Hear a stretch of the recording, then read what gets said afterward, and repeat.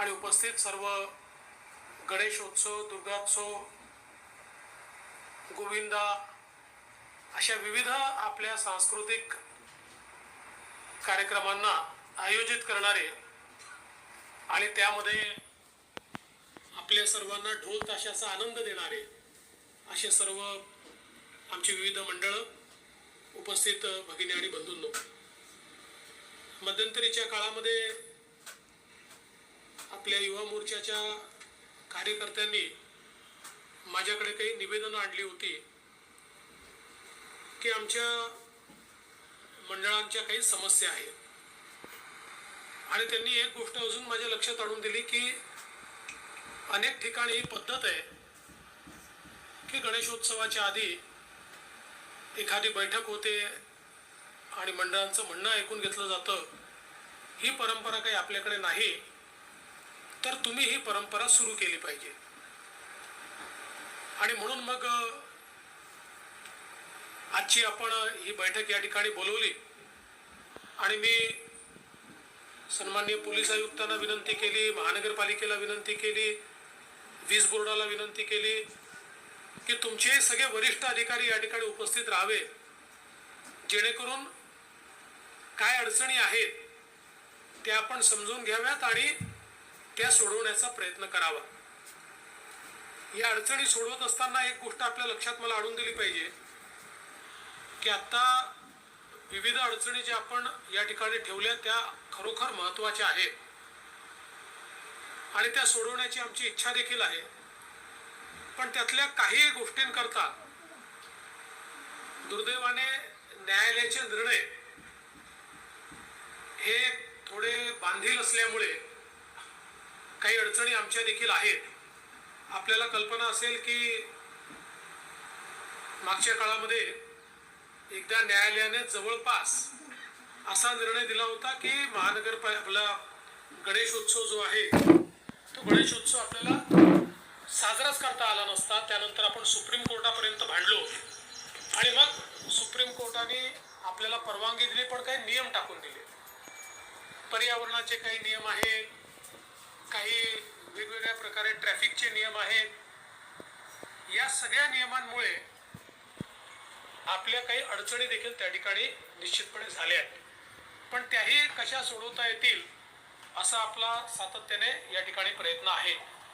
आता जे काही मुद्दे आपल्या समोर आले, तर मागील वर्षी आम्ही निर्णय घेतला होता आणि याही वर्षी आमचा निर्णय आहे की महानगरपालिका गणेशोत्सव मंडळांकडनं कुठलंही शुल्क घेणार नाही, निशुल्कच. हे फक्त आपण मला वाटतं 500 रुपये एक टोकन म्हणून घेतो, कारण आपल्याकडे रजिस्ट्रेशन झालं पाहिजे आणि सगळी माहिती असली पाहिजे. याच्या व्यतिरिक्त कुठलंही शुल्क महानगरपालिका आपल्याकडनं घेणार नाही. इलेक्ट्रिक मीटरचा प्रश्न या ठिकाणी आला.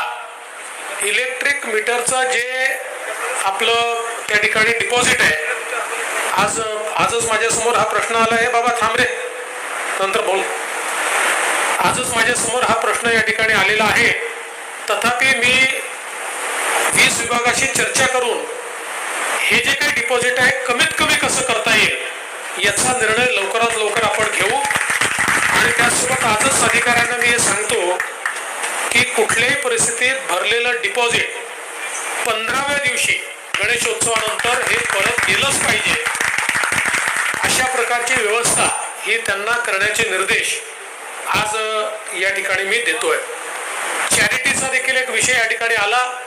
आज आपण चॅरिटी विभागातनं कोणाला मला असं वाटतं निमंत्रित केलेलं नाही आहे, पण मी स्वतः चॅरिटी कमिशनरांशी चर्चा करून याची जी प्रक्रिया आहे ती सुलभतेनं कसं होईल आणि कोणालाही उशीर होणार नाही असं आपण त्या ठिकाणी नीट चालणारी ऑनलाईन पद्धत, बंद होणारी ऑनलाईन पद्धत नाही, चालणारी ऑनलाईन पद्धत आपण करू. आणि माझं महावितरणला देखील या ठिकाणी सूचना आहे की अनेक वेळा असं होतं की रजिस्ट्रेशनला उशीर होतो, पण तुम्ही तोपर्यंत अर्ज घ्या आणि अर्ज घेऊन तो अर्ज प्रोसेस करा. वाटल्यास कनेक्शन जे आहे हे रजिस्ट्रेशन मिळाल्यानंतर द्या, पण अदरवाईज शेवटी खूप घाई होते आणि मंडळांना फार धावपळ करावी लागते. त्यामुळे रजिस्ट्रेशन मिळालं तर त्या ठिकाणी ते अर्ज करतीलच, पण कोणाला रजिस्ट्रेशन मिळायला थोडा उशीर होत असेल तरी त्यांचा अर्ज हा आपण त्या ठिकाणी स्वीकारला पाहिजे असं या निमित्ताने मी सांगतो. आणि प्रोसेस आपल्याला स्ट्रीमलाईन कशी करून घेता येईल हा प्रयत्न आपण करू.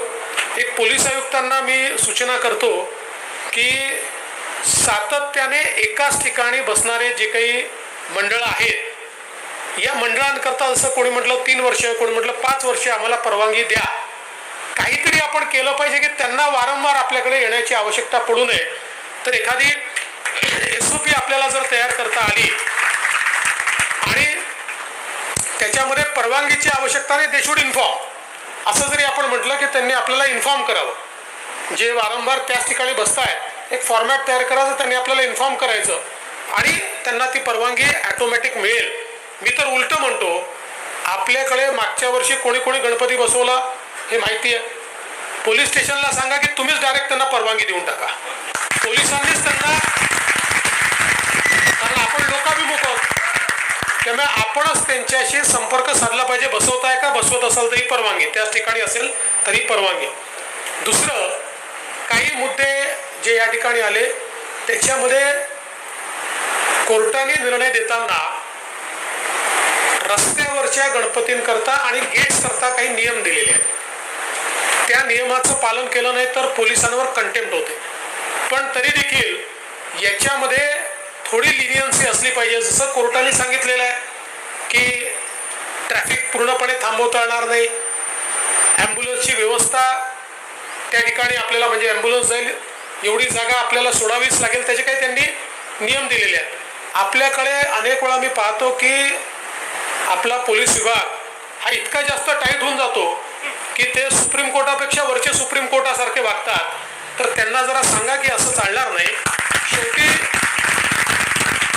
आपलं जे काही गणेशोत्सव वगैरे आहे हा गणेशोत्सव एक सामाजिक अभिसरणाचा उत्सव आहे. लोकमान्य टिळकांनी गणेशोत्सव सुरू केला कारण त्या काळामध्ये इंग्रजांविरुद्ध लढण्याकरता सर्व समाजाला एकत्रितपणे रस्त्यावर आणण्याची आवश्यकता होती. पण आज तो आपला सांस्कृतिक महोत्सव आहे. आज आपण पाहतो गणेशोत्सव मंडळांमुळे लिडरशिप तयार होते. आज त्या ठिकाणी संघटितपणे काम करण्याची एक सगळ्यांना सवय लागते, एकमेकाला सोबत घेऊन टीम वर्क करण्याची सवय लागते, कोणाला तरी लिडरशिप करण्याची सवय लागते. त्यातनं समाजामध्ये एक नेतृत्व तयार होत असतं. आणि म्हणून मला असं वाटतं की अशा सगळ्या उत्सवांमध्ये आपलं काम हे रेग्युलेट करणं, अडथळे आणणं नाही आहे, हे एकदा खालपर्यंत प्रशासनाला माहिती असलं पाहिजे. रेग्युलेट करावंच लागेल, ते आपलं कामच आहे. पण त्याच्यामध्ये खूप अडथळे आणायचे आणि इतकं कडक बसायचं की काहीच करता येणार नाही असं कोणी करू नये.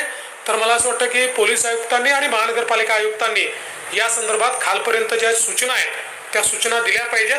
आणि जरा त्याचा जो काही म्हणजे एक उत्साह आहे तो उत्साह कुठेही कमी होणार नाही अशा प्रकारचा प्रयत्न देखील आपण निश्चितपणे केला पाहिजे. एक कोराडीच्या संदर्भात आपण जो विषय सांगितला त्यामध्ये 2-3 वर्षापूर्वी एक हायकोर्टानेच निर्णय दिला की वाहत्या पाण्यातच विसर्जन करता येईल मोठ्या गणपतींचं, ते नदीतच करावं लागेल. आणि त्यामुळे ते कोराडीचा विषय आला. पण मला असं वाटतं की त्याचे काही अल्टरनेट हे आपल्याला शोधता येतील का. मी महानगरपालिकेला ही विनंती करतो, कारण हे खरंच आहे, कोराडी एका बाजूला पडतं, सगळ्यांना तिथपर्यंत